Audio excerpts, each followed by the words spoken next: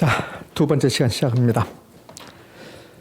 첫 번째 시간에 다 마무리 못했습니다. 부동산의 개념, 복합 개념의 부동산, 복합 부동산은 다른 말이라는 거 먼저 기억하셔야 되고, 그 복합 개념의 부동산은 법경기, 법경기에서 법률적 개념만 안 했고 경제적, 기술적 개념은 다 끝났습니다. 기술적 개념의 부동산 그러면 공자, 위환 이러면 끝나는 거예요. 나중에 공간에 대해서 제가 언급할 겁니다. 경제적 개념의 부동산은 자산, 자본, 생산 요소, 소비재, 상품 이렇게 하시면 돼요. 한 번도 우리 시험에서 자산이 대해서 자산의 뜻을 물어본 적이 없습니다. 그다음에 생산 요소에 대해서 물어본 적도 없고 그냥 이거는 5개만 암기하시면 된다. 이제 법률적 개념으로 갑니다. 법률적 개념이 가장 시험에 잘 나오는 거예요. 법률적 개념의 부동산은 이런 뜻입니다. 법에서는 부동산을 뭐라고 합니까? 그게 법률적 개념이요. 법에서는 부동산을 뭐라고 한가? 그게 법률적 개념이라고 그래요. 그런데 부동산학에서는 또 이걸 나눕니다. 협의의 부동산과 강의의 부동산 이렇게 나눠요. 여러분 책 지금 11페이지 하고 있는데 그 11페이지에 법률적 개념, 법률적 측면 그러면서 저는 이제 법률적 개념 그랬는데 법률적 개념이야 법률적 측면이나 다 똑같은 말입니다. 그 가로 열고 무역 나왔습니까? 이렇게 나왔습니다. 그러면서 협의의 부동산과 강의의 부동산 이렇게 나왔어요. 우리 시험은 한 번도 협의 강의라고 시험은 출제한 적은 없습니다. 협의 강의 맞아요. 틀린 건 아닙니다. 근데 협의는 한자 말이죠. 강의도 한자 말이고 우리말로 표현하면 협의는요 좁은 의미, 강의는요 넓은 의미. 그래서 시험은 협의의 부동산이라고 출제한 게 아니라 좁은 의미의 부동산 이렇게 했어요. 좁은 의미의 부동산. 그러면 협의의 부동산은 좁은 의미의 부동산이다 이렇게 해야 되겠죠. 좁은 의미의 부동산이다. 좁은 의미의 부동산 이렇게요. 그럼 강의의 부동산은요 넓은 의미의 부동산. 그럼 이렇게 나오면 법률적 개념의 부동산이란 협의의 부동산과 강의의 부동산으로 구분된다. 옵니까? X입니까? 오잖아요. 법률적 개념의 부동산은 좁은 의미의 부동산과 넓은 의미의 부동산으로 구분된다. OX? 오입니다. 이렇게 의미하시겠습니까? 이렇게요. 그러면 이제 협의의 부동산은 도대체 뭐냐? 좁은 의미의 부동산은 뭐냐? 법을 보면 그럼 민법도 있고 헌법도 있고 여러분들 이제 나중에 세법도 배우고 다 배우게 될 건데요. 중개사 관한 법률도 있고 등기법도 이렇게 한단 말이에요. 근데 우리나라 이제 법 체계를 한번 보도록 할게요. 자, 칠판 이쪽 볼까요? 그러면 이제 법이 있습니다. 법. 예. 이렇게 이제 법이 있으면 우리나라 법이 이렇게 있으면 법도 체계가 있습니다. 법 체계. 법 중에서 가장 위에 있는 법이 무슨 법입니까? 헌법입니다. 헌법. 이게 이 동그라미가 우리나라 법이라면 가장 위에 있는 게 헌법입니다. 그 헌법이 있고 그 헌법 밑에 엄청나게 많은 법률들이 있겠죠. 우리나라에 법이 몇 개나 될 것 같아요? 우리가 알 필요 없습니다. 무수히 많은 법이 있어요. 자동차 관련 법도 있고 도로교통법도 있고 무슨 많은 법 있죠? 헌법도 있고 민법도 있고 상법도 있고 공업 많이 있잖아요. 그러면 여기에 이제 민법이 있습니다. 민법.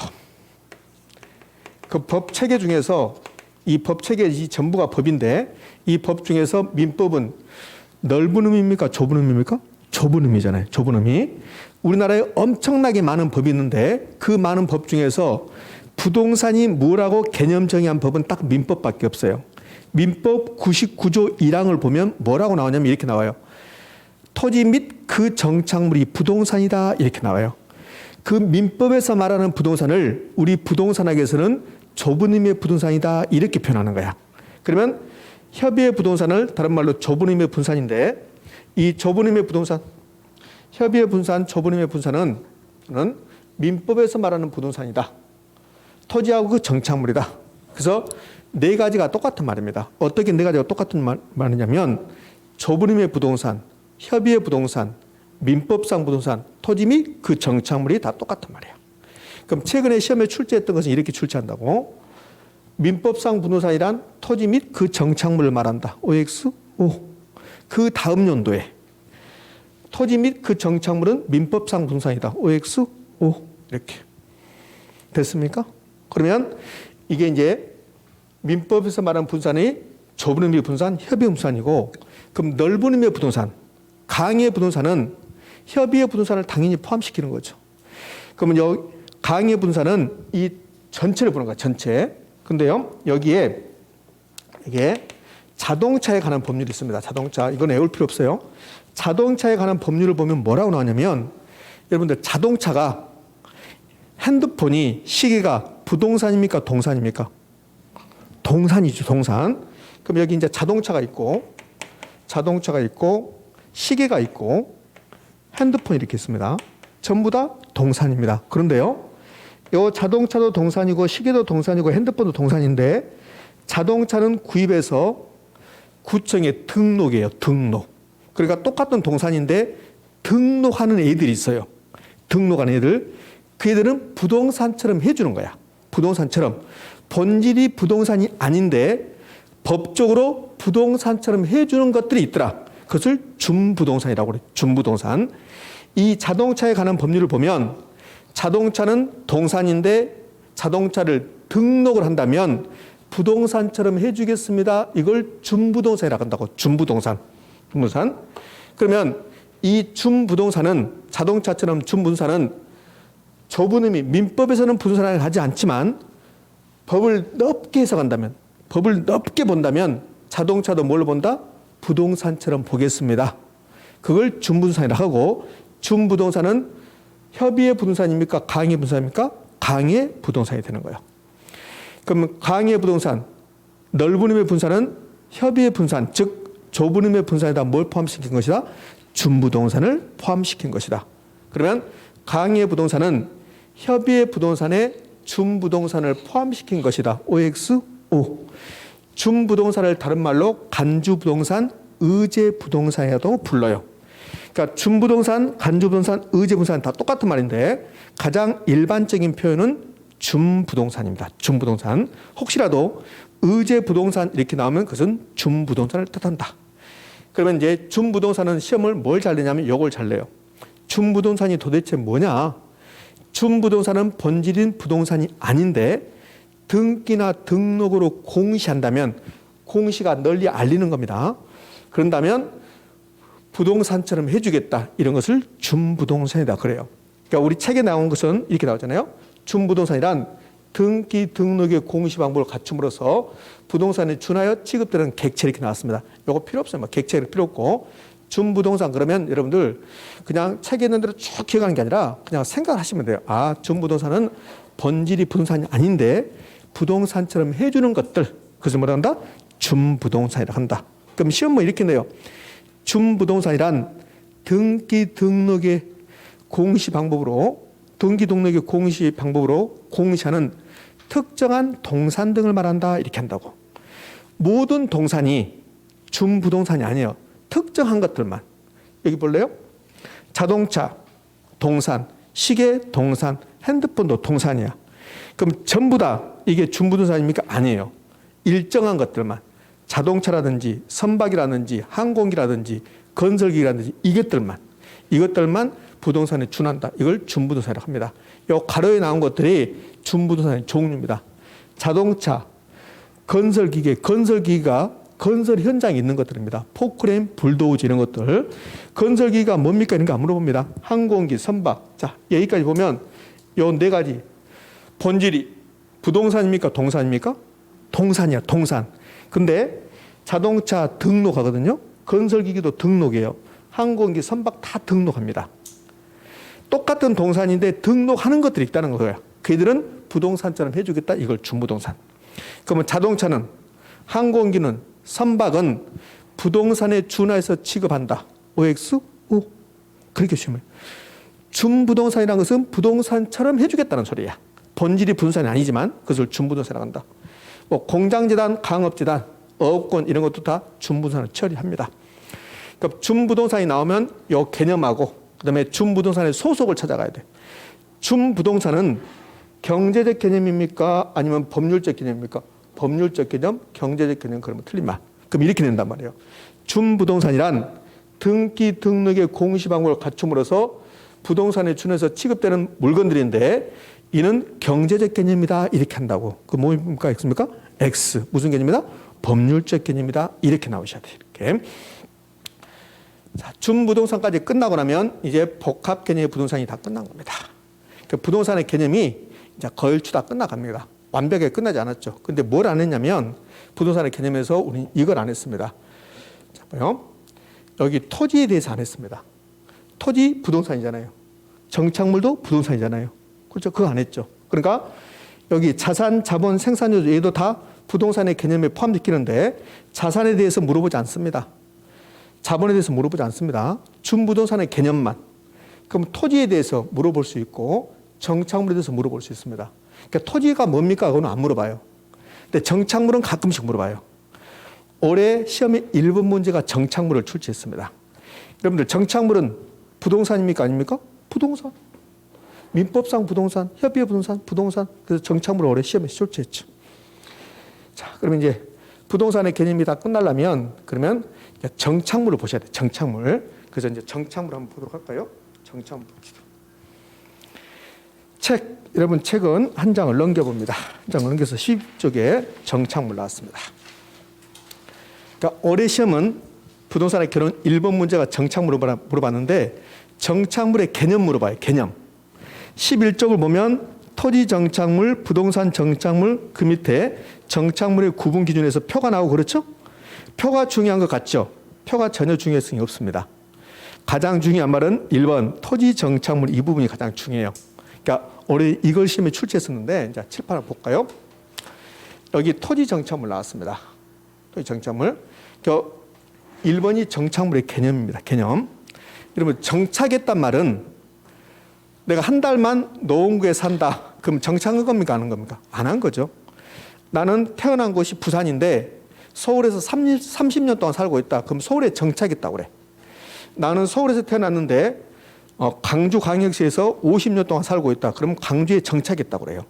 그럼 정착이란 말은 고정적, 항구적으로 부착돼 있다. 이게 정착이야. 정착. 그럼 정착물은 정착에 있는 물건이라고. 그러면 토지 정착물은 토지에 고정적, 항구적으로 부착된 물건들을 토지 정착물이다 이렇게 부르는 거야. 자, 이렇게 토지가 있습니다. 토지. 그럼 토지가 있으면 이 토지에 아무것도 없다. 그럼 정착물이 없는 겁니다. 토지에 이렇게 건물 건축했습니다. 그럼 이 건물은 정착물일까 아닐까요? 정착물입니다. 항구적, 고정적으로 부착되어 있다. 항구적이란 말은 영원히 이런 뜻인데 사실은 영원이 아니라 그냥 일시적이 아니라 20년, 30년 이렇게 되면 항구적이라고 그래요. 그러니까 정착물에서 이 정착이란 뜻은 고정적, 항구적으로 부착된 겁니다. 그럼 반대로 임시적, 일시적으로 부착되어 있으면 정착물이라고 한다 안 한다? 안 한답니다. 안 한다. 그러면 임시적, 일시적으로 부착되어 있다. 정착물이 아니다. 올해 시험이 이게 답이었습니다. 그러면 이 건물 정착물입니까? 정착물입니다. 자, 이거 뭐 같아요? 나무. 나무는 우리말이고 이 나무를 한자 말로 하면 수목이죠. 수목. 그럼 이 나무, 수목 정착물입니까? 아닙니까? 정착물입니다. 정착물. 근데요, 재밌어요. 뭐가 재밌냐면 일단 정착물이 되기 위해서는 고정적, 항구적으로 부착되어 있다. 고정적, 항구적으로 부착되어 있다. 그럼 일시적, 임시적으로 부착되어 있다. 정착물이 아니다? 아니다는 거예요. 그럼 먼저 올해 1번 문제, 부동산의 결혼 1번 문제를 한번 가볼까요? 다음 중 정착물이 아닌 거 그랬어요. 다음 중 토지 정착물이 아닌 거. 그럼 일시적으로 일시적으로 부착되어 있는 것은 정착물이 아니다? 아니다는 거예요. 근데 나무가 나오면 이거는 정착물입니다. 그런데요, 가식 중인 수목이 있어요. 가식 중. 요 가식 중인 수목은 요 가식이란 말이 무슨 뜻이냐면 요 가자가 임시 가자입니다. 임시 가자. 그러면 가식 중인 수목은 잠시 심어놓은 나무야. 묘목 같은 거, 어린 나무 같은 거 다른 곳으로 옮겨 심기 위해서 잠시 심어놨다. 그러면 항구적, 고정적 의도가 있습니까? 없습니까? 없죠. 그럼 정착물이 아니다? 아니다. 그게 올해 시험 문제였어요. 다음 중 1번 문제 다음 중 토지 정착물이 아닌 거. 그래서 5번에 가식 중인 수목이 나왔습니다. 답 몇 번입니까? 5번. 그렇게 어렵지 않다는 거지. 이렇게. 그러면 이제 정착물의 개념만 이제 나중에 좀 더 깊은 내용을 하겠지만 정착물, 토지 정착물은 개념이 토지에 고정적 항구적으로 부착되어 있는 것을 뭐라고 한다? 토지 정착물이라고 한다. 되셨죠? 자, 요거 됐습니다. 이렇게. 그럼 임시적, 일시적 부착된 것은 정착물이 아니다. 그럼 가식적인 수목은 정착물이다. 뭐 X? X. 이렇게요. 자, 여기 있네요. 정착물, 건물, 등기된 인목, 요 인목이 나무입니다. 수목, 돌담, 여기 건물이 있고 돌담을 이렇게 할 수 있겠죠? 돌담 만들 수 있죠? 제방, 이런 것들이 정착물입니다. 정착물의 종류를 굳이 기억할 필요 없습니다. 여기 동그라미 1번, 2번은 토지 정착물을 두 개로 나눠요.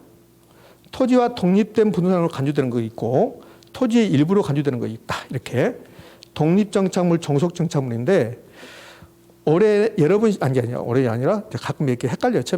처음 할 때는 여러분 내년 시험인데 내년에 여러분 시험에서는 정착물이 나올 확률은 떨어져요. 왜냐하면 정착물이 매년 나오는 게 아니에요. 정착물은 4년마다 한 번씩, 한 5년마다 한 번씩 나와요. 그럼 올해 정착물이 나왔으니까 여러분 시험에서는 정착물이 나올 확률은 매우 떨어지는 거죠. 그러니까 정착물은 여러분 시험에서는 중요성이 떨어집니다. 그럼 여러분 시험에서는 앞에 복합개념 부동산 법개념이 나왔죠? 이제 거기에 중요성이 있는 거고. 정착물은 토지 정착물로 두 개로 나눠집니다. 토지와 독립된 분산으로 간주되는 것과 토지의 일부로 간주되는 거 있다. 자, 이런 뜻이에요. 가볍게 들어요. 여기까지 이제 정착물의 개념이 됐으니까 가볍게. 건물 정착물입니까? 아닙니까? 정착물입니다. 요 나무 정착물입니까? 아닙니까? 정착물입니다. 돌담도 정착물이에요. 다 정착물인데 두 개로 나누는 거야. 어떻게 나누냐면 토지하고 별개인 게 있고 토지의 일부가 되는 게 있고 건물은 토지의 일부일까요? 토지하고 별개일까요? 토지하고 별개입니다. 그런 것을 독립정착물이라고 그래요. 토지로부터 독립됐다는 소리야. 그럼 나무 정착물입니까? 아닙니까? 정착물이에요. 그런데 나무는 정착물인데 토지의 일부분에 지나지 않아요. 토지에 종속되어 있다. 토지하고 별개가 아니라 토지의 일부분에 지나지 않는다. 의미 아셨습니까? 그러니까 토지 정착물은 토지에 고정적으로 항구적으로 부착되어 있는 것들인데 두 개로 나눌 수 있다는 거야. 어떻게? 토지로부터 독립성이 인정되는 게 있고 인정되지 않는 게 있다. 지금 제가 하는 말이 우리 시험에서 4번이나 나와요. 봐요. 토지 정착물은 토지로부터 독립성이 인정되는 것과 인정되지 않는 것이 있다. OX? O. 그 지문이 우리 시험에서 4번 나왔다는 거예요. 자, 가끔씩 이제 구체적으로 구분해라고 나와요. 그러면 건물 정착물입니까? 아닙니까? 정착물. 나무, 수목 정착물입니까? 아닙니까? 정착물. 그런데 성격이 달라. 이 지구상에는 사람이 있죠. 사람인데 나누면 어떻게 나눠요? 여자, 남자 나누잖아요. 그거랑 똑같아요. 그러니까 여자도 사람이고 남자도 사람인데 나누면 여자, 남자를 나눈다. 그것처럼 다 정착물인데 토지에 고정적 항구적으로 부착되어 있는 거 여기 건물, 명인발 갖춘 수목, 등기된 인목, 수목, 돌담, 단장, 포장, 교랑 다 정착물이야. 그런데 성격이 다르다는 거야. 토지로부터 독립성이 인정되는 게 있고 토지의 일부분에 지나지 않는 게 있고 그럼 나무는 수목은 정착물입니까? 아닙니까? 정착물이야. 다만 가식 중인 수목은 정착물이 아니죠. 내 수목이 정착물인데 무슨 정착물이다? 종속정착물. 종속정착물이란 말은 토지에 종속되어 있다. 토지의 일부분에 지나지 않는다는 거예요. 그러니까 토지의 일부분이라는 소리야. 토지라는 소리야. 근데 건물 정착물입니까? 아닙니까? 정착물. 정착물인데 토지하고 별개다. 토지하고 독립되어 있다. 이렇게. 그러니까 차이가 있는 거지. 자, 마무리. 토지 정착물은 토지에 고정적, 항구적으로 부착되어 있는 것을 토지 정착물이라고 하는데 두 개로 나눠진다. 토지로부터 독립성이 인정되는 거, 토지하고 별개로 다뤄지는 거, 독립정착물 있는가 하면 토지로부터 독립성이 인정되지 않는다. 토지의 일부분에 지나지 않는다. 토지의 구성 부분에 지나지 않는다. 이런 종속정착물도 있다. 자, 구체적으로 가면 건물은 정착물인데 무슨 정착물? 독립정착물. 나무, 수목은 정착물인데 무슨 정착물? 종속정착물에 지나지 않는다. 됐습니까? 자, 좀 더 깊은 내용 가볼까요? 여기 명인방법을 갖춘 수목이라고 나와요. 그다음에 등기된 인목이라고 나와요. 전부 다 나무입니다. 그러니까 여기 명인방법을 갖춘 수목, 등기된 인목, 수목 전부 다 나무예요. 전부 다 정착물입니다. 그런데 성격이 달라져요. 이 나무, 아무 말 없이 나무만 나왔습니다. 이 나무. 그러면 나무가 나오면 무슨 정착물입니까? 나무만 나오면 무슨 정착물? 종속정착물이야. 근데 이 나무를 등기할 수 있어. 등기. 나무를 등기를 하면 토지하고 별개다 그 말이에요. 그러면 요 수목, 등기된 요 잎목이 나무거든요. 그럼 등기된 잎목, 나무에다 등기했다. 정착물입니까? 아닙니까? 정착물. 무슨 정착물? 독립 정착물. 이 나무를 명인 방법은 이름표 붙이는 거야. 이름표. 누구 것이라고 이름표 붙여주는 거라고. 그럼 나무에다 이름표 붙였으면 명인 방법 갖추면 토지하고 별개로 보겠다는 소리야. 나무도 정착물, 명인 방법 갖춘 수목도 정착물, 등기된 잎목도 정착물. 근데 성격이 달라진다는 것이. 의미하셨습니까? 네. 자, 정착물 이제 마무리하면서 부동산의 개념은 다 끝냈습니다. 물론 완벽할 수는 없지만 이렇게 시험은 출제하고 있다는 거예요. 분산의 개념이 다 끝났습니다. 이렇게.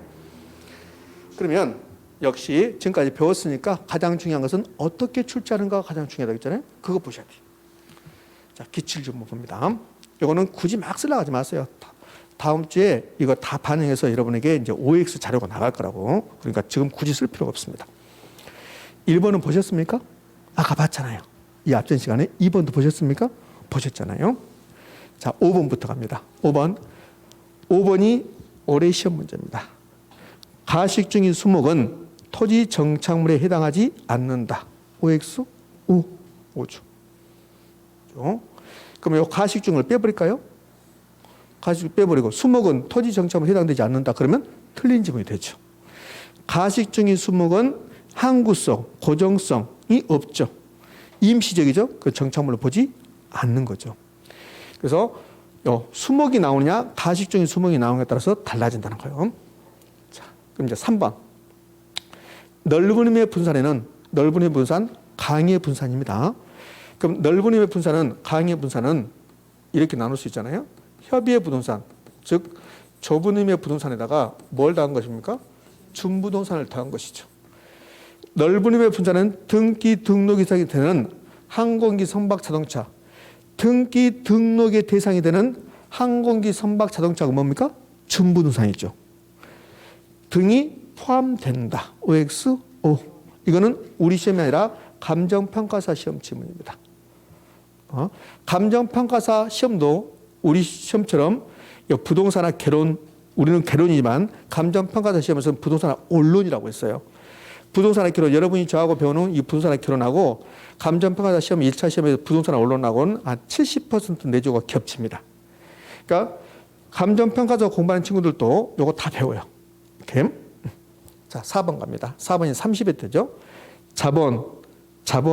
자산, 자본, 생산요소, 소비재는 경제적 개념이고 자연, 공간, 위치는 기술적 또는 물리적 개념입니다. OX, O입니다. 자, 이렇게 출제합니다. 이렇게. 지금 제가 이 지문 몇 개 가져왔는데 이게 뭐 20년 전에 30년 전에 지문 아니잖아요. 최근 지문이죠. 이 정도 출제합니다. 여러분 눈빛이 이제 좋아졌어요. 아, 내가 다 합격할 수 있다. 이렇게 된 것 같습니다. 합격할 수 있잖아요. 충분히. 합격 못 할 것 같아요? 합격하셔야지요. 우리 학원이 합격률 높은 줄 아시죠? 매우 높습니다. 우리 학원 합격률이. 자, 이제요. 13쪽 갑니다. 13쪽. 13쪽의 부동산의 분류입니다. 자, 부동산의 분류인데 올해는 이 부분에서 두 문제를 출제했습니다. 부동산의 결혼 40문제가 출제되는데 그 40문제 중에서 아마도 가장 쉬운 부분이야. 가장 쉬운 부분이 이 부동산의 분류입니다. 우리나라는 토지도 부동산이고 건물도 부동산이에요. 우리나라는. 그런데 부동산학이 만들어진 것은 우리나라가 아닙니다.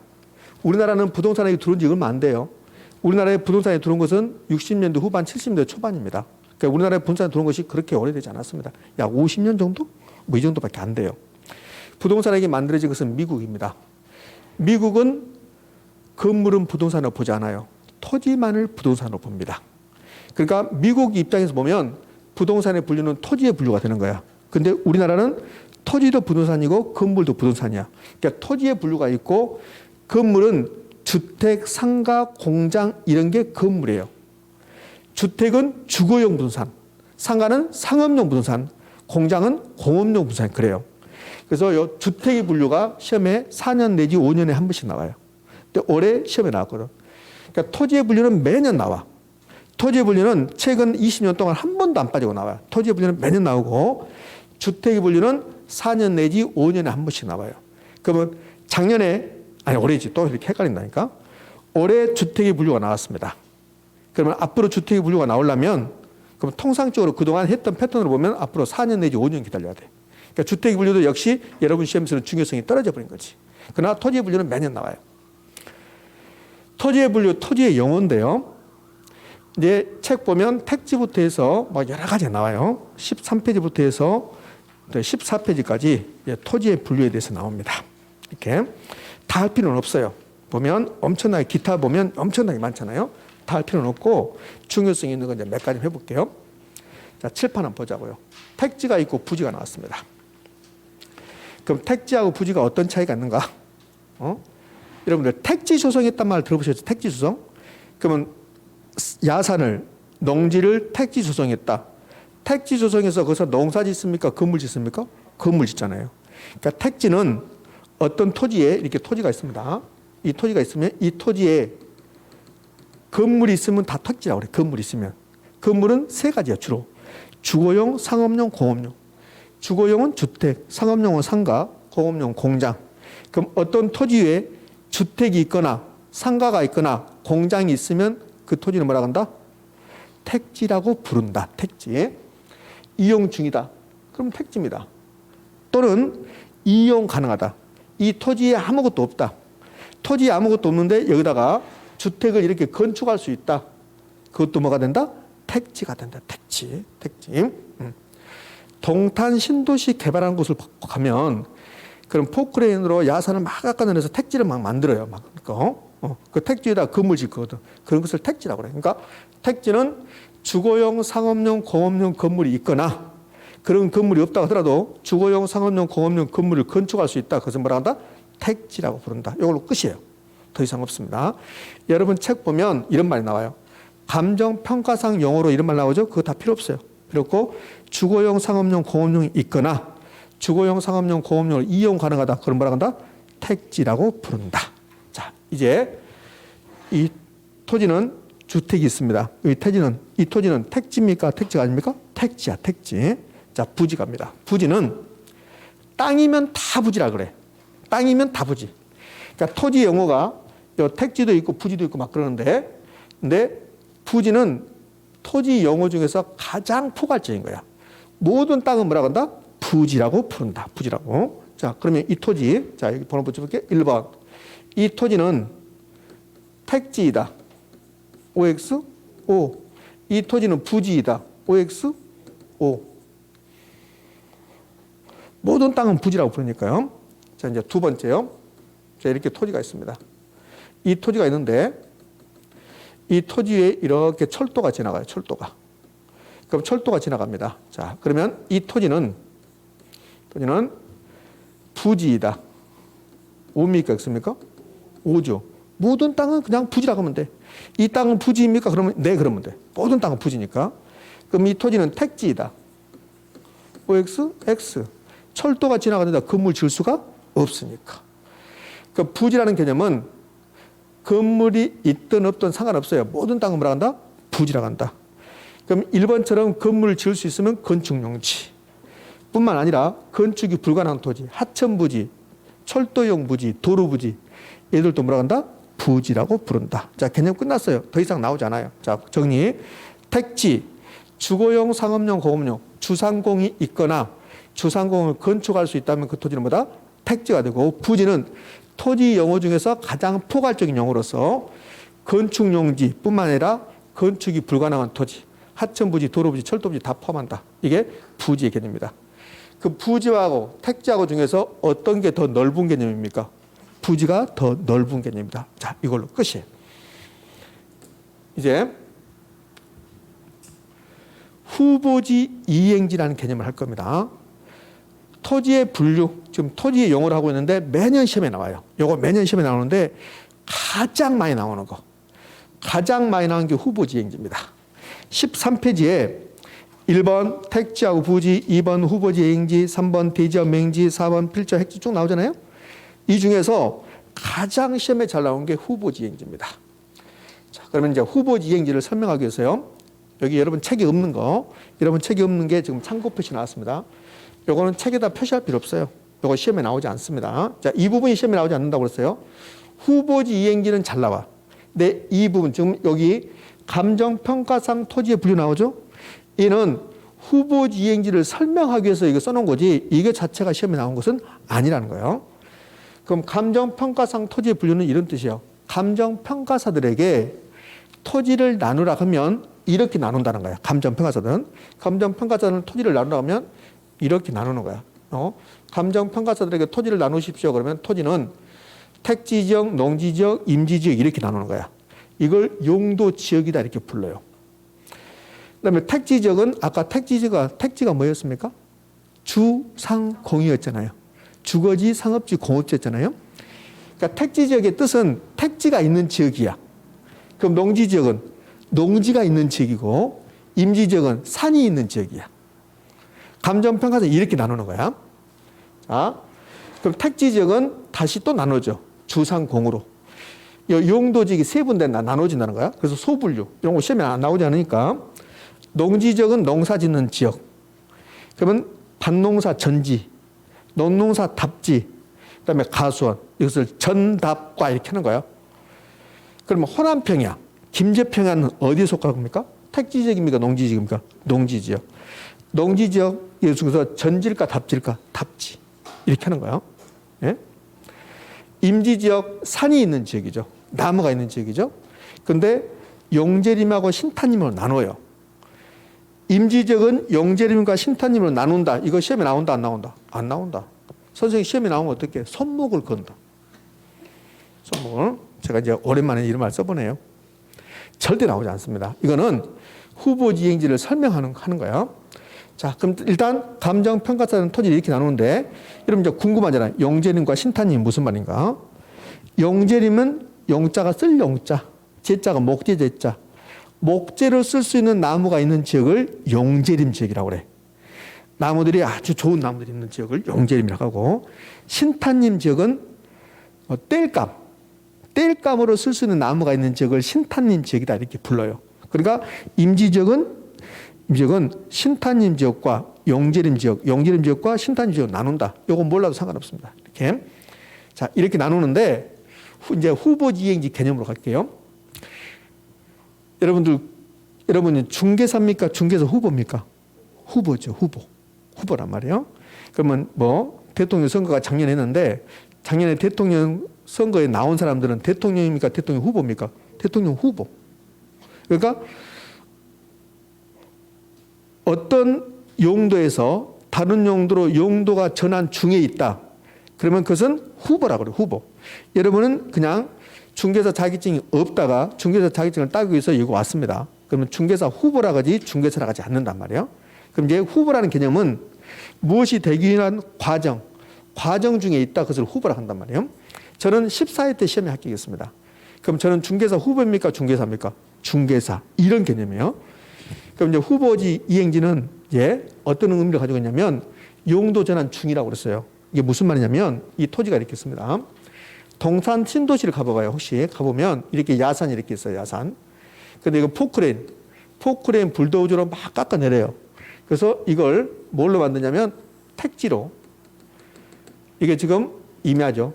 임지지역이죠. 임지지역인데 택지지역으로 이렇게 용도를 바꿔요. 용도. 포크레인 불도저를 대서 용도를 전환해요. 이렇게 용도 전환 중에 있는 토지가 있다고.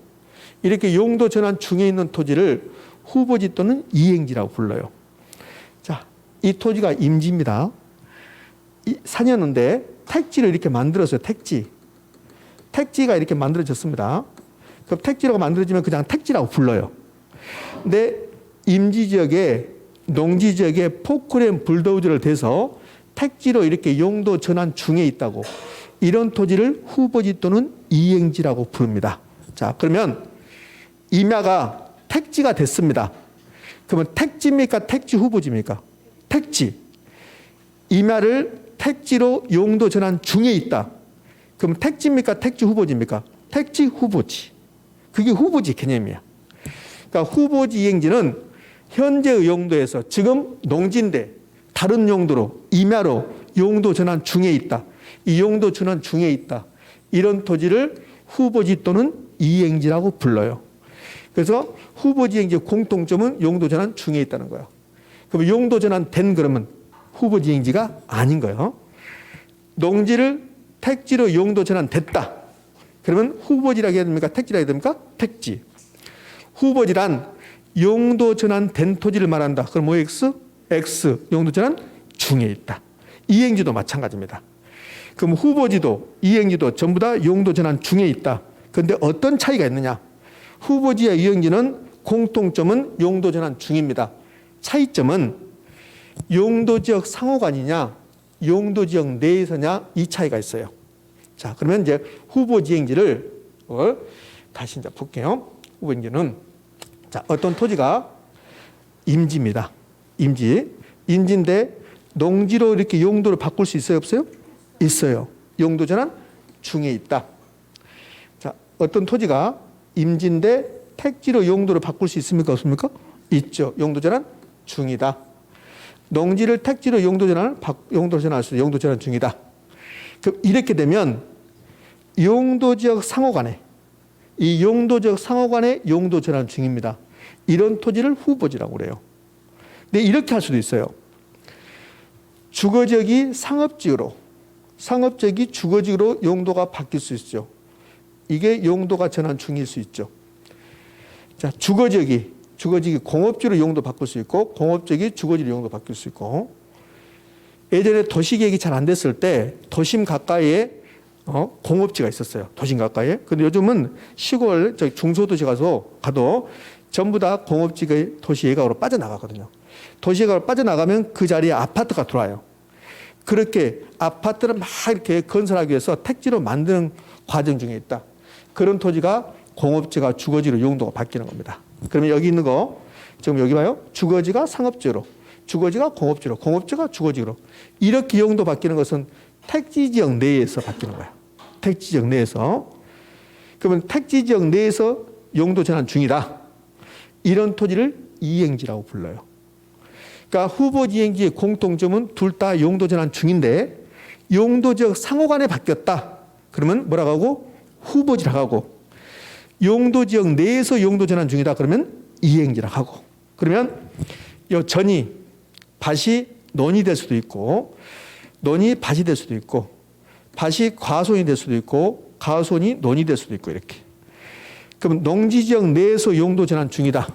이렇게 되면 후보지입니까? 이행지입니까? 이행지. 의미하셨죠? 그러니까 그렇게 어렵지 않다.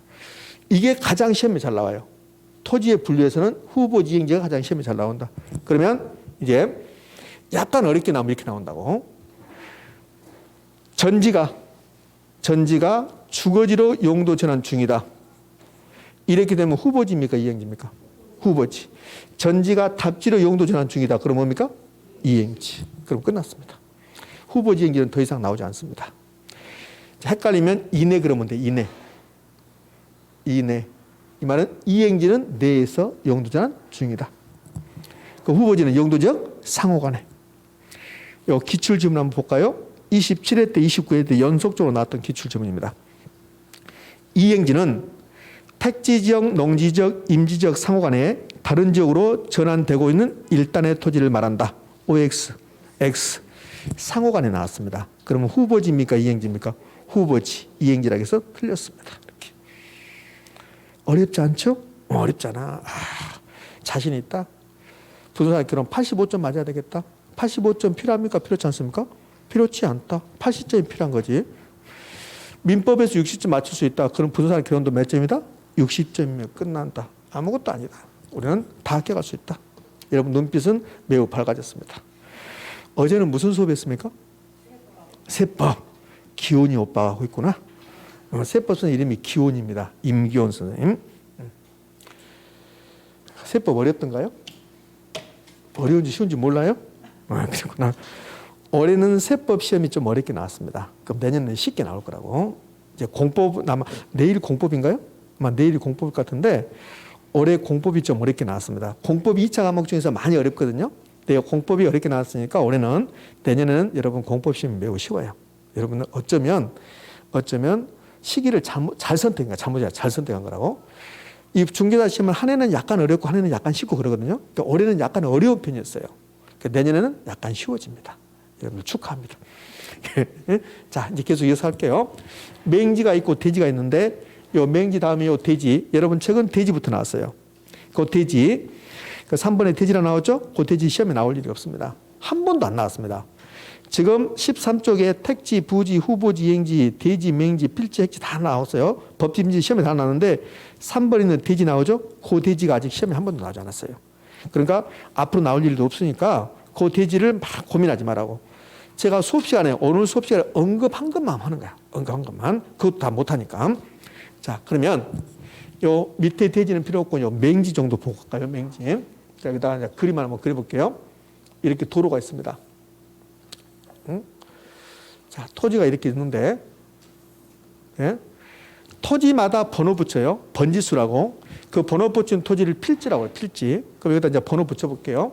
이렇게 도로가 있고, 토지가 이렇게 있습니다.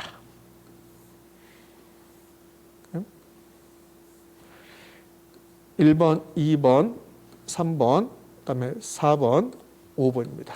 자, 여러분들 이 5개 토지 중에서 도로에 접하지 않는 토지가 하나 나오죠.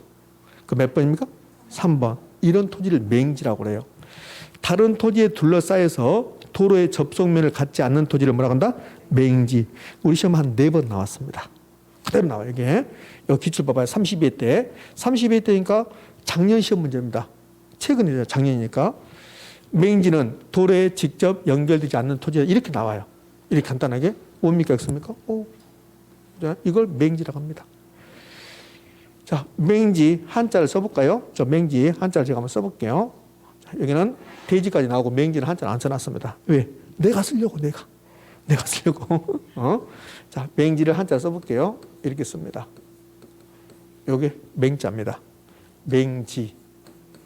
요 맹자가 무슨 맹자 같아요? 눈멀 맹자입니다. 눈멀 맹자. 우리 눈이 앞이 안 보이신 분 있잖아요. 눈이 이제 이렇게 아파서 못 보신 분들은 맹인이라 하죠. 맹인. 그 맹자입니다. 여기 눈목자, 위에가 눈목자 위가 망자죠. 죽었다, 망자 할 때, 그러니까 눈이 죽었다 이 뜻이에요. 그래서 맹지는 눈이 안 보인 사람 맹인처럼 도로의 접속면을 갖지 못한 토지를 뭐라 한다? 맹지라고 합니다. 이렇게 간단한데 의외로 또 시험에 잘 나와요. 잘 나오는 편입니다. 자, 하나 여기다 부수적으로 한다면 여러분이 건축 허가권자야. 건물을 짓기 위해서는 무작정 짓는 게 아니라 허가받아야 되거든. 그러면 여러분이 허가권자인데 제가 요 3번지 토지에다가 건물 짓겠다고 건축 허가를 신청해요. 그럼 건축 허가 해줄까 안 해줄까? 안 해주죠. 여기다 건물 지었어요. 그러면 남의 땅 지나지 않으면 다닐 수가 없잖아요. 날아다녀야 되니까. 슈퍼맨은 가능하겠지, 날아다니니까. 그래서 맹지는 타인 토지에 둘러싸여서 도로에 접하지 않는 토지인데 여기서 부수적으로 하나만 더 추가한다면 원칙적으로 건축법상 건축허가 가능 불가능? 불가능. 이렇게 되는 거야. 자, 그거는 중요성이 없어요. 그러니까 이게 없고 그냥 이 정도 나오는 거죠. 자, 핵지하고 이제 필지가 나왔습니다. 여러분 주민등록 번호 있습니까? 없습니까? 있잖아요. 주민등록 번호를 부여하는 것은 어떤 의미를 가지고 있냐면 국가에서 우리를 관리하는 겁니다. 좋은 의미든 나쁜 의미들 관리해야 돼요. 제가 주민등록 번호가 없다고 봐요. 그러면 국가에서 저를 특정할 때 어떻게 방법이 없습니다. 방법이 없잖아요. 저를 특정할 때. 근데 국가에서 저를 주민등록 번호를 주면서 저의 주민등록 번호를 딱 치는 순간 저에 대한 모든 내용이 쭉 나오잖아요. 이런 것처럼 토지를 국가가 관리합니까? 안 합니까? 해야죠. 국유지뿐만 아니라 사유지도 국가가 토지를 관리해야 돼요. 그럼 토지대장, 임야대장 있잖아요. 거기에 등록해서 관리하거든. 그러면 국가에서 토지마다 번호를 붙이지 않았다면 어떤 일이 발생하냐면 이렇게 한다고. 노원역에서 내려서 3번 출구로 나와서 좌측으로 500m 가가지고 다시 우측으로 300m에 있는 토지 이렇게 해야 된다고. 그러니까 그렇게 할 수 없으니까 토지마다 하나씩 번호 붙였는데 그런 토지를 필지다 이렇게 해요. 필지. 그러니까 필지는 하나의 지번이 붙은 토지의 등록단입니다. 법적 개념인데 법적 개념이 중요한 게 아니라 등록단이라는 게 중요한 말이야. 이게 무슨 말이냐면 필지는 토지마다 번호 붙였는데 뭐 하기 위해서? 등록하기 위해서. 또는 등기 등록단인데 이 등록단이라고 하셔도 상관없어요. 그냥 등록단이 하면 되고 더 정확하게는 이제 등기 등록단이다. 요게 이제 포인트입니다. 하나의 지번이 붙은 요게 포인트가 아니에요.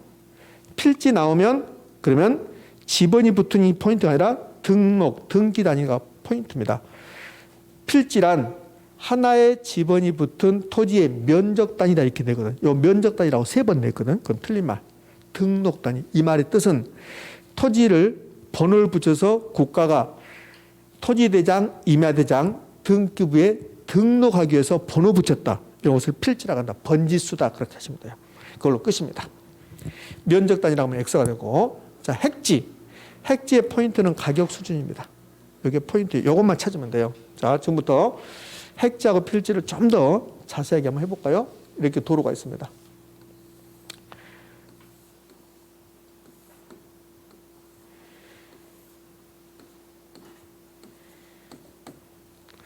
자, 필지 몇 개?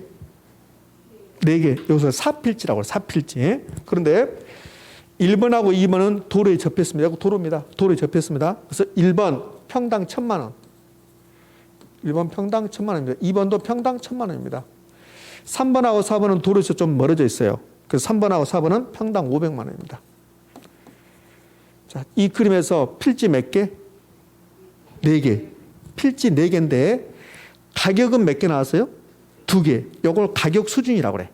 가격 수준은 이런 뜻이야. 노원역 일대는 평당 1억쯤 한다. 이걸 가격 수준이라고 그래.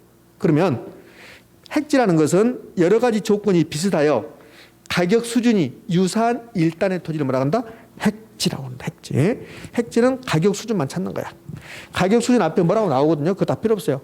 가격 수준 나오면 뭐다? 획지가 된다. 그러면 이 토지는, 이 그림은 획지는 몇 개입니까? 2개. 이렇게 하나 획지가 되는 거고, 이렇게 하나 획지가 되는 거. 이런 것을 굳이 따질 때 이렇게 해요.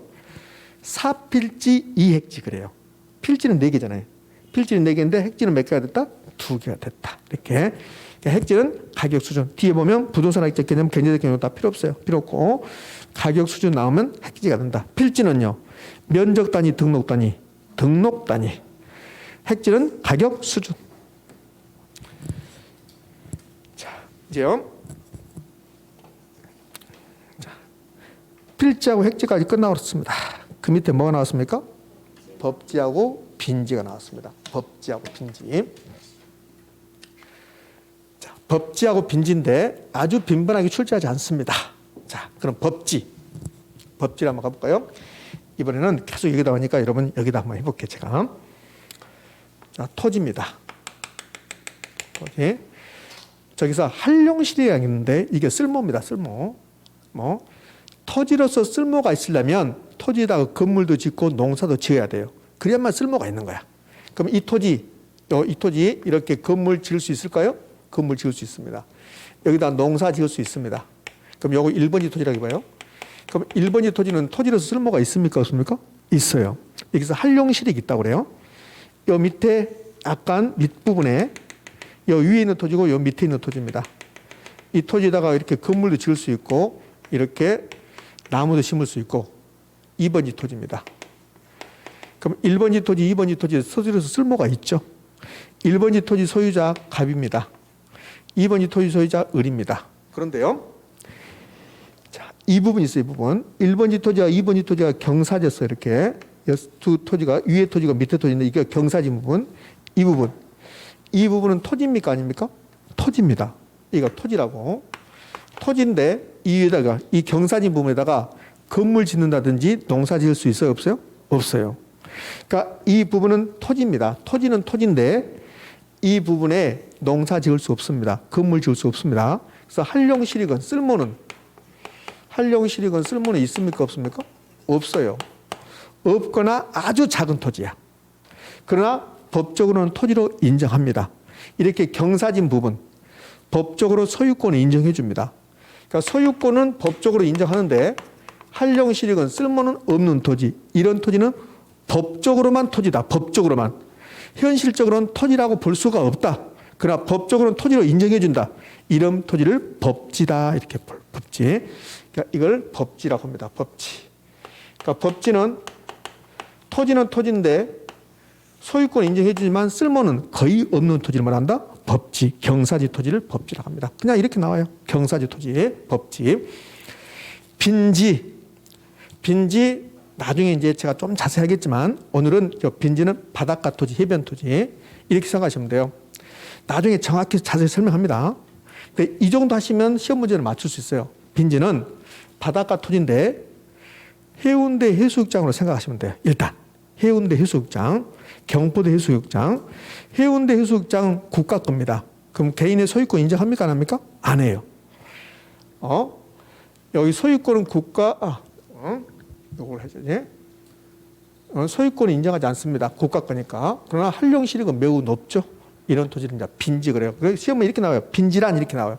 빈지란 바닷가 해변 토지로서 소유권의 대상은 되지 않지만 활용실익이 높은 토지를 뭐라 한다? 빈지라고 한다. 그럼 끝났어요. 자, 나지와 건부지가 나왔습니다.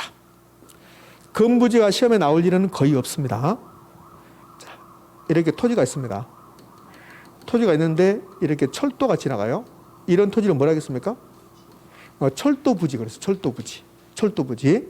그럼 토지에 이렇게 토지가 있는데 토지에 이렇게 건물이 있습니다. 이런 토지를 건축물의 부지야.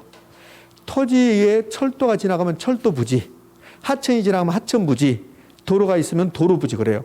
그럼 토지에 건축물이 있습니다. 그러면 건축물의 부지인데 줄여서 건부지 그래. 건부지는 건축물이 있는 땅 이런 토지가 이런 뜻이라고요. 건부지가 시험에 나올까요? 안 나와요. 건부지는 시험에 나오지 않습니다. 대신에 나지는 잘 나와요. 나지. 자, 나지 가볼게요. 나지. 제가 나지를 설명해 보겠습니다. 저 나지의 나자는 우리가 말하는 나체할 때 나자입니다. 나체. 그러면 나체가 무슨 뜻이냐면 옷을 벗었다가 아니에요, 여러분들. 나체할 때 이 나체는 옷을 벗었다가 아니라 이 사람 몸에 아무것도 없다. 아무것도 없다. 그게 나체입니다. 그럼 제가 옷을 다 벗었습니다. 근데 목걸이도 하고 있고 시계도 차고 있고 반지도 하고 있습니다. 나체입니까? 아닙니까? 아니에요. 그러니까 나체가 되려면 아무것도 없어야 돼. 제가 어머니 뱃속에서 나온 그 상태, 그게 나체입니다. 상상을 하지 말고. 상상하면 곤란해지니까. 그러면 나체는 아무것도 없는 상태거든요. 그럼 나지가 되려면 토지에 아무것도 없어야 돼. 그럼 나지가 되려면 토지에 건물 등 정착물이 없어야 돼. 자, 토지가 이렇게 있습니다. 토지가 이렇게 있는데 이렇게 나무가 막 있어요. 이렇게 나무가 있고 건물들이 이렇게 있습니다. 이렇게 하면 나지입니까? 아닙니까? 아니에요. 나지가 되려면 토지에 건물 등 정착물이 없어야 되고 그럼 얘는 나지가 아닙니다. 자, 그러면 이렇게 토지가 있는데요. 토지에 건물도 없고 정착물이 없어요. 그런데 이 토지 이제 민법선생님한테 배웠을 거예요. 지상권 혹시 배웠습니까? 지상권? 아직 안 배웠습니까? 지상권이라는 이제 권리를 아마 다음 주 정도 배울 건데 지상권이라는 것은 내가 다른 사람 토지를 빌려 쓰고 싶다. 그때 지상권을 정하는 지상권은 이 땅지자에다 이제 지상권인데 다른 사람 토지를 빌려 쓸 때 내가 토지가 필요해요. 근데 사기는 싫고 빌려 쓰고 싶다. 그럼 다른 사람 토지에다가 지상권이라는 권리를 설정하는 거야. 그럼 이 토지에 지상권이 설정되어 있다. 저로 보면 반지를 끼고 있다. 옷은 벗었는데 반지를 끼고 있다는 거야. 토지에 건물이 없습니다. 옷은 벗었다. 근데 반지를 끼고 있다. 제가 반지를 끼고 있으면 저는 나치입니까? 아닙니까? 아니죠. 그러니까 이 토지에 건물이 없어요. 그러니까 옷은 벗은 거야. 근데 지상권이 있습니다. 그러면 나지입니까? 아닙니까? 아니에요. 그럼 나지가 되려면 아무것도 없어야 돼. 건물도 없어야 되고 지상권 등 사법상 권리가 설정되어 있지 않아야 된다. 이게 나지입니다. 이 두 가지가 없어요. 두 가지. 주의, 공법상 제한을 받는다 그렇게 나오는데 우리나라 모든 토지는 공법상 제한은 받게 돼요. 자, 내일 공법을 배우는데 이 공법에서 이런 게 나와. 뭐가 나오냐면 공법에서 국토계획 및 이용에 관한 법률이 나와요. 그 국토계획 및 이용에 관한 법률에서 우리나라 모든 토지는 용도지역이 지정돼. 도시지역, 주거지역, 상업지역, 공업지역, 자연환경보존지 이런 게 지정된다고. 우리나라 모든 토지가 지정돼. 독도도 지정돼 있다고. 그렇게 지정되는 순간 제한을 받아. 제한을. 여러분 토지가 개발제한구역이 됐다. 그러면 건물 못 지어. 그게 제한받는다고. 그럼 공법상 제한을 받지 않는 토지가 있을까 없을까? 없어요. 전부 다 받게 돼 있다고. 그래서 어떻게 출제하냐면 이렇게 출제한다고. 나지란 건물도 없고 지상권 등 사법상 권리도 없고 공법상 권리도 없다 이렇게 한다고. 그 뭘까 있을까? X. 공법상 제한을 받는데 사법상 권리가 설정돼 있지 않았다. 그럼 나지가 되려면 두 가지 뭐 쓰면 돼? 뭐하고? 건물 등 정착물이 없고 지상권 등 사법상의 권리가 설정돼 있지 않았다. 그러면 나지가 된다. 자, 이제 기타 6번까지 나지와 금이 되고 이제 기타 보면 이제 책은 14쪽 가면 기타에 여러 가지가 나와요. 여러 가지 나오는데 그거 다 할 필요 없어요. 다 필요 없고 오늘은 기타에서 두 가지만 해볼게요. 공지하고 포락지라는 게 있습니다. 공지하고 포락지. 자, 역시 공지하고 포락지를 설명해서 여기다 이제 칠판에 이 부분에다가 제가 한번 설명해 볼게요. 건폐율이라는 게 있습니다. 건폐율. 자, 건폐율이라는 개념이 있는데 이 건폐율은 부동산의 개론에서 자주 배운 게 아니라 공법 선생님한테 자세히 배워요. 건폐율. 제가 이 토지가 하나 있습니다. 이렇게. 이 토지가 이제 요 대지. 요 대지 면적이 1000제곱미터입니다. 근데요, 대지 면적이 1000제곱미터인데 내가 여기다 건물 짓고 싶은데 국가에서 이제 건폐율이라는 걸 줘요. 건폐율. 건폐율은 건물을 건축할 수 있는 비율입니다. 건폐율이 60%다. 그러면 내 토지 전부, 요 1000제곱미터 전부 다 건물 짓는 게 아니라 그 중에서 60%만 건물 지으세요. 이 말이야. 그럼 건폐율이 60%다. 그러면 대지 면적 1000제곱미터에다가 0.6을 곱해서 60%가 0.6입니다. 그러면 건물은 600제곱미터만 지어라. 이게 이제 건축 면적이 되는 거예요. 건축 면적. 건폐율은 건물을 건축할 수 있는 비율이야. 비율. 그럼 건폐율이 60%면 1000제곱미터인데 토지 면적이 건폐율이 60%면 건축 면적은 600이다. 그럼 건폐율이 70이 되면 건축 면적은 700이 되다. 이렇게 된다고. 그럼 이제 건물 지어볼게요. 자, 건물 이렇게 지었습니다. 이렇게. 이 부분이 60% 건축 면적입니다. 그러면 이 토지 소유자 전대 저는 이 부분도 이 부분도 건물을 짓고 싶어요. 근데 이 부분 제가 체크 표시한 부분 이 부분은 국가에서 건물을 못 짓게 해요. 그럼 건물을 못 짓는 이 부분을 공지라고 불러. 공지. 그럼 공지란 하나의 토지에서 일필지의 토지에서 건폐율 때문에 건물 짓지 못하고 비워둔 토지 뭐다? 그것을 공지. 이렇게 불러. 공지. 공지란 건폐율 등 공적 제한으로 인해 꽉 메워서 건축하지 않고 남겨둔 토지 이것을 공지라고 합니다. 이제 여기서 그럼 왜 공지를 둬야 됩니까? 공지가 없다면 모든 건물이 다 붙어 있을 수 있어요. 여러분이 이 토지의 소유자라고 봐요. 그럼 건폐율이 없다면 그러면 1000제곱미터 다 건물 지어버려야 돼요. 그 옆에 토지 소유자도 1000제곱미터 다 건물 지어버립니다. 그 모든 건물이 다 붙어 있어요. 그 모든 건물이 붙어 있으면 재밌겠네. 불 나면 계속 번져지겠죠. 불놀이야 하면서. 모든 토지가 건폐율이 없다면 모든 토지가 다 붙어 있을 거니까 건물도 다 붙어 있죠. 그 프라이버시는 일조는 어떻게 확보합니까? 통풍은 어떻게 확보합니까? 그래서 국가에서 건폐율 때문에 건물 짓지 못하고 비워둔 토지가 생기게 되는데 이것을 공지라고 합니다. 이 정도의 개념이죠. 공지. 자, 포락지. 포락지는 중요성이 없는데 의외로 시험에 잘 나옵니다. 포락지는 시골에 사신 분들이 많이 알아요. 시골에 여름철에 비가 많이 오면 그럼 논밭이 하천으로 막 무너져 내려요. 그래서 하천으로 변한 토지를 포락지다 이렇게 불러요.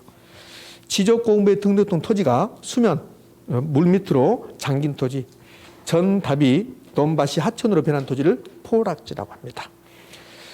토지의 분류는 이쯤 한자고 이쯤. 자, 그러면 여기 배웠으니까 여기 기출 볼까요? 32회 때 작년 시험의 기출입니다. 나지는 건부지죠. 건축물을 건축할 수 있는 토지 건부지잖아요. 중. 건폐율 용적률의 제한으로 건물을 짓지 않고 남겨둔 토지를 말한다. OX? X. 이거는 건부지입니까? 공지? 아니, 나지입니까? 공지입니까? 공지라고 하죠. 공지. 그래서 X. 이렇게 시험을 출제합니다. 의미 아시겠습니까? 네, 그래요. 자, 이제 토지의 분류는 이쯤 하는 거예요. 토지의 분류 이쯤 하고 이제 주택 분류가 나왔습니다. 주택 분류하기 전에 이제 기출지문 한번 보게요. 기출지문. 주택 분류는 제가 오늘은 언급하잖아요. 요 기출지문 보고 이번 시간 이제 마무리합니다. 자, 1번.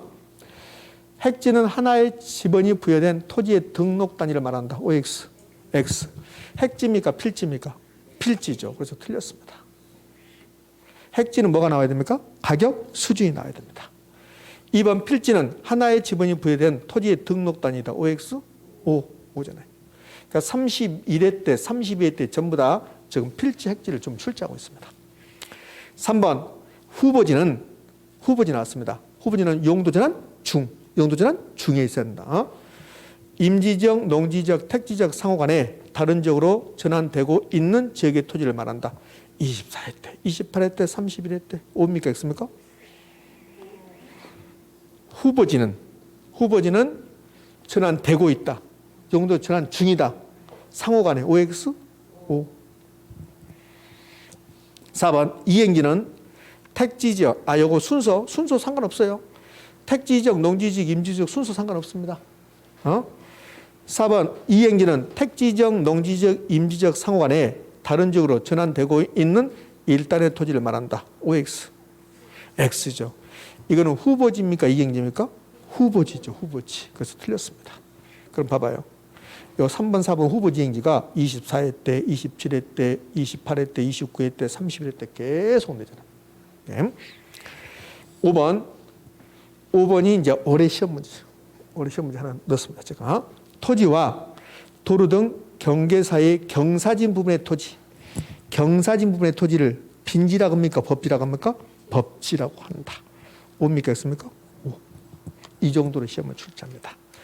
토지의 분류까지, 그러니까 책 기준으로 한다면 14쪽, 기타 토지 분류까지 여기까지 됐습니다. 물론 다 하진 않았지만 그 밑에 주택의 분류는 이제 나중에 저한테 배우는 게 아니라 일단 공보선생님한테 배우는 거야. 이건 공법 내용이야. 공법 내용이니까 공보선생님 배우고 나중에 제가 또 언급을 하고 이렇게 돼 있어요. 요거 지금 배웠던 거 토지 분류, 택지 이런 거 있잖아. 이것은 공보선생님한테 배우는 게 아니야. 우리 부동산학 개론은 공보선생님한테 배운 내용이 부동산학 개론 들어가 있고 세법선생님한테 배운 내용이 들어가 있고 그래요. 일단 그 부분은 해당 과목 선생님한테 먼저 배우는 거야. 그리고 나서 저한테 배우는 거고. 의미 아셨습니까? 그래서 토지의 분류까지 보고 주택 분류는 굳이 지금 볼 필요가 없습니다. 자, 책은 이제 15페이지까지 끝났고 이제 16페이지 부동산의 특성과 속성 나왔는데 이 부분부터는 정확히 10분 쉬었다 이어서 합니다. 되셨습니까? 예, 쉬었답니다.